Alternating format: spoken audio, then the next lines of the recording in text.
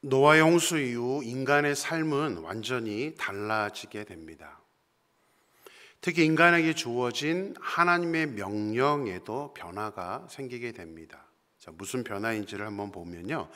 오늘 본문 창세기 9장 1절과 2절에 보면 하나님은 인간을 창조하셨을 때 주셨던 그 명령을 다시 하고 있습니다. 우리 1, 2절 말씀 같이 읽겠습니다. 하나님이 노아와 그 아들들에게 복을 주시며 그들에게 이르시되 생육하고 번성하여 땅에 충만하라. 땅의 모든 짐승과 공중의 모든 새와 땅에 기는 모든 것과 바다의 모든 물고기가 너희를 두려워하며 너희를 무서워하리니 이것들은 너희 손에 붙였음이니라. 자, 창조 때 하나님이 주셨던 명령과 오늘 이 본문의 명령은 두 가지가 달라졌습니다. 아시겠습니까? 어떤 게 달라졌을까요? 물론 이제 처음 명령을 보면 이해가 되겠죠. 자, 본문 잠깐 보신 다음에 창세기 28장 처음 명령을 한번 같이 읽겠습니다. 같이 읽습니다.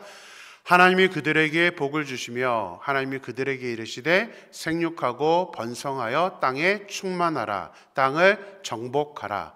바다의 물고기와 하늘의 새와 땅에 움직이는 모든 생물을 다스리라 하시니라. 자, 앞에 거 다시 한번 보여주시고, 그 다음에 1장 28절 원래의 명령을 보시고 한번 찾아보세요. 뭐가 바뀌었죠? 제가 두 가지가 바뀌었다고 했습니다. 두 가지 명령이 없어졌습니다. 그게 뭐냐면 정복하라는 명령과 다스리라는 명령이 사라졌습니다. 정복하라, 다스리라, 이 두 단어가 없어져 버린 것입니다. 왜 하나님께서 지금 노아의 홍수 이후에는 이 두 가지 명령을 원래 명령대로 안 하고 빼버린 걸까요? 자, 창조하실 때에 하나님은 인간에게 모든 생물을 정복하고 다스리는 그런 관리자로서의 권한을 주셨습니다. 그것도 동물들의 이름을 직접 지어주고 함께 어울리면서 생활할 수 있게 하셨습니다. 정복하고 다스리라는 단어는 안 좋은 의미의 그런 뜻이 아니라 더불어서 함께 생활할 수 있는, 그러면서도 관리할 수 있게끔 하셨다는 그런 단어 표현입니다. 하지만 하나님과의 관계가 깨어지면서 동시에 동물들과의 관계도 깨어져 버린 것입니다. 그래서 더 이상 정복하고 다스리라는 명령을 하나님께서 내리지 아니하셨던 것입니다. 그래서 창세기 1장의 명령과 창세기 9장에서 명령은 크게 저 두 가지 명령어가 바뀌었고요. 또 한 가지가 달라진 게 있습니다. 이것은 명령이 달라진 것은 아닌데 또 한 가지 다른 어떤 변화가 일어났다라고 말씀하고 있습니다. 우리 2절만 다시 한번 보겠습니다. 같이 읽을까요? 땅의 모든 짐승과 공중의 모든 새와 땅에 기는 모든 것과 바다의 모든 물고기가 너희를 두려워하며 너희를 무서워하리니 이것들은 너희의 손에 붙였음이니라. 어떤 것이 달라졌죠? 짐승, 새와 물고기가 인간을 두려워하며 무서워하는 걸로 바뀌게 됩니다. 이제는 그게 없었습니다. 더불어 같이 에덴 동산에서 원래 같이 있었기 때문에 서로 두려움의 대상이 아니었습니다. 함께 공존하는 그런 서로의 모습이었는데 이제는 동물들이 사람을 무서워하고 두려워하게 되었다는 사실입니다. 동물이 사람을 두려워하는 것은 결코 바람직한 모습은 아닙니다. 두려움에서는 선한 것이 나오지 않기 때문입니다. 동물과 사람 사이에 벌어지는 서로 죽이고 죽이는 그 잔인한 그 참혹함이 바로 그 두려움에서 생긴 것입니다. 이렇게 인간이 짓는 죄는 하나님과의 관계도 깨지게 하고 동물들과의 관계도 깨지게 하는 무서운 것임을 오늘 본문을 통해서 깨닫게 됩니다. 자, 노아 홍수 이전에 하나님의 자녀들이면서도 영적으로 창조된 사람들이면서도 이제 그 영적인 관심이 사라지고 육체적인 아름다움에 빠져서 가정을 이루고 자녀들을 영적으로 키우지 않는 그런 타락과 죄악이 결국에는 모든 관계를 깨지게 만들어 버렸다는 사실은 지금 우리에게도 시사하는 바가 큽니다. 지금 우리가 살아가는 이 시대도 다른 무엇이 아니라 바로 우리가 영적인 관심을 갖지 않음으로 인하여서 이런 관계가 깨어지게 되는 것입니다. 단순히 우리가 감정이 폭발해서 관계가 깨지는 게 아닙니다. 어느 누구든 우리가 영적인 관심이 있고 영적인 중심이 있다면 이 관계가 깨지지 않습니다. 어떻게 하든 하나님이 기뻐하는 방향으로 우리가 이끌어갈 수 있기 때문에 이 영적인 마음이 얼마큼 있느냐가 중요한 것입니다.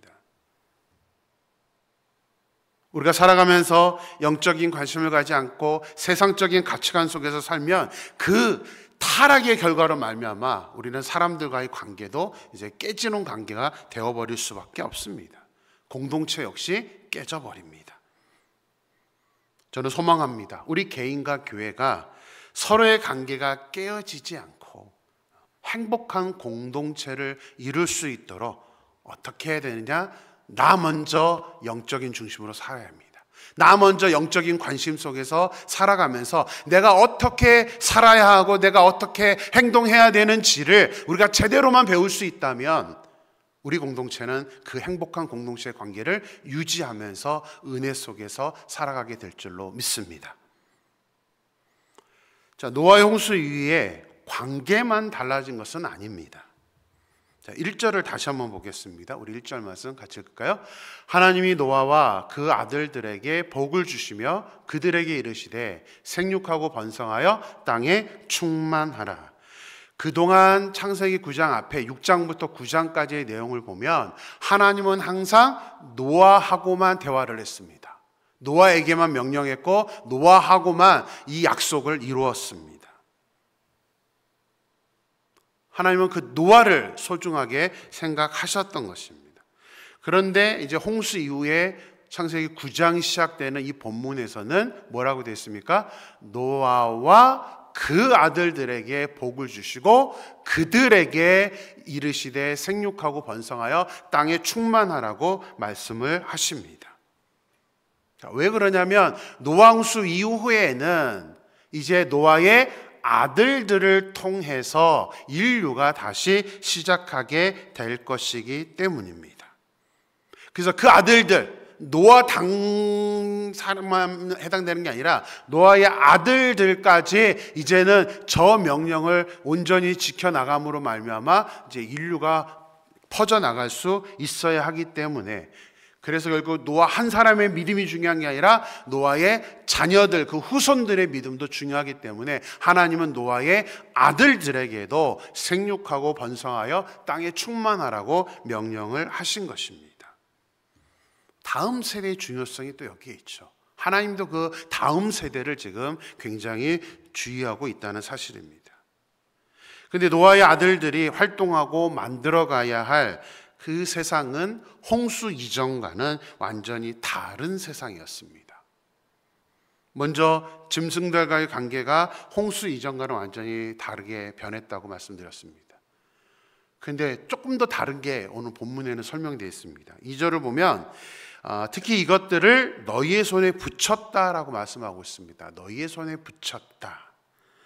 자, 노아 홍수 이전에는 하나님께서 인간에게 짐승을 다스리는 관리자의 권한을 주셨습니다. 그래서 짐승들과 조화를 이루면서 관리자로 살았지만 노아 홍수 이후에는 그 지위를 상실하게 됩니다.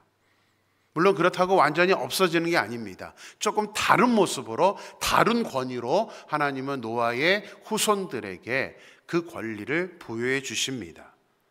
다른 권위인데요. 자, 노아와 노아의 가족들은 새로운 인류를 만들어야 하는 사람들이기 때문에 1절에서 하나님 그들에게 복을 주셨다고 말씀하셨습니다.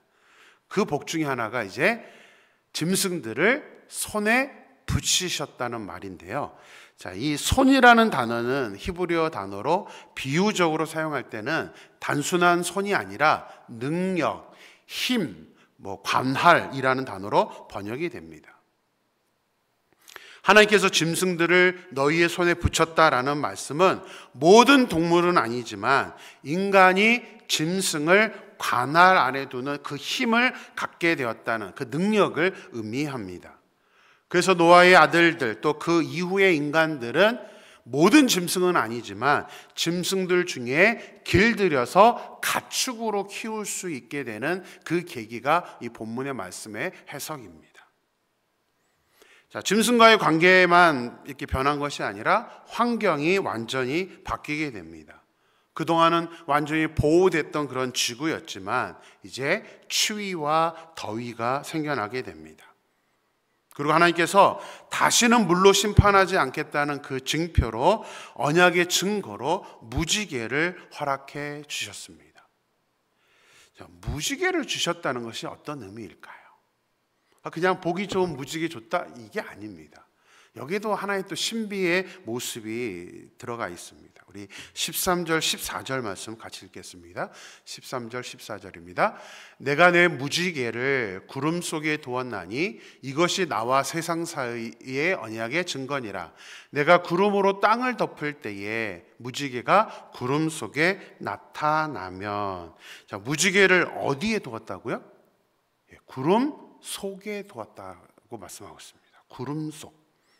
그리고 구름으로 땅을 덮을 때에 무지개가 구름 속에 나타나게 된다라고 말씀하고 있습니다. 자, 구름 속에 나타나면, 구름으로 땅을 덮으면 이게 무슨 말일까요? 비가 내린다는 단어 표현입니다. 비가 내리면 무지개가 나타날 것이다 라는 그런 표현입니다. 굉장히 과학적으로 세밀한 그런 말씀인데요. 여러분은 무지개가 어떻게 생기는지 아십니까? 자, 햇빛이 대기를 통과하면서 대기 위에 있는 물방울을 비추게 되면 그 빛이 반사되면서 생겨나는 것이 바로 무지개입니다. 빛이 분산되는 그 효과가 바로 무지개라는 것입니다. 그래서 무지개가 생기려면 반드시 구름 속에 물방울, 그 물의 요소가 있어야 됩니다. 거기에 분산돼야 되는 겁니다. 그래서 일반적으로는 비가 내릴 때 무지개가 나타나게 됩니다. 노아 홍수 이전에는 비가 없었기 때문에 햇빛이 분산하지 않았습니다. 그러나 홍수 기간 동안에 궁창의 변화가 생겨서 대기권의 모습이 바뀌면서 이제 햇빛이 물방울, 구름에 비쳐서 분산하게 되면 이제 무지개가 나타나는 것입니다. 과학적으로 정확하게 설명을 해주고 있는 것입니다. 그러니까 무지개 하나만 봐도 하나님의 섭리가 어떤 것인지를 너무나 우리가 절실하게 깨닫습니다. 하나님 그냥 무엇인가를 주는 게 없습니다. 자, 또한 변화가 있습니다. 인간이 먹을 수 있는 음식에도 변화가 생겨납니다. 그동안 채소와 과일만 먹게 하셨는데 노아 홍수 이후에는 모든 산 동물이 인간의 먹을 것이 된다라고 말씀하셨습니다. 하나님께서 노아 후손에게 특별한 상으로 육식을 허용하신 걸까요? 그것은 아닙니다. 육신을 허락하신 것은 지구의 환경이 바뀌었기 때문입니다. 더위가 있고 추위가 있고 이런 세상으로 바뀌기 때문에 하나님은 이제 인간에게 육식을 해야만 그 몸을 보존할 수 있다는 것을 아셔서 인간의 몸을 지탱할 수 있도록 육식을 허락하신 것입니다. 자, 심판의 결과로 이런 모든 환경이 바뀌게 되었습니다. 꼭 심판의 결과만은 아닙니다. 지금 우리 현재에도 한 세대에서 다음 세대로 넘어가면 환경이 바뀌기 마련입니다. 근데 생활은 나아지고 기술적으로 좋아지긴 하지만 영적으로 좋은 방향으로 바뀌지는 않습니다. 복음이 많이 번성했다가도 또 한 세대가 흐르고 두 세대가 흐르면 그 복음이 시들해집니다. 아니, 오히려 더 이 영적으로는 힘들어지는 게 지금 우리 마지막 세대의 모습입니다. 그래서 하나님은 우리 다음 세대에게 더 큰 믿음으로 다음 세대를 이끌어줘야 되는 것의 중요성을 말씀하고 있는 것입니다. 하나님도 1절에서 생육하고 번성하여 땅에 충만하라고 말씀하셨는데 7절에 가면 또다시 말씀하십니다. 또다시 생육하고 번성하며 땅에 충만하고 그 중에서 번성하라고 말씀하십니다. 왜냐하면 이것이 이제 우리 다음 세대에게 중요하기 때문입니다. 더 철저하게 우리가 믿음대로 하나님의 명령대로 살아야만 우리 다음 세대가 이렇게 번성할 수 있기 때문에 이것은 단순히 육적인 번성만이 아니라 우리가 영적으로 하나님 앞에 바로 서는 그 번성을 포함하는 그런 뜻입니다.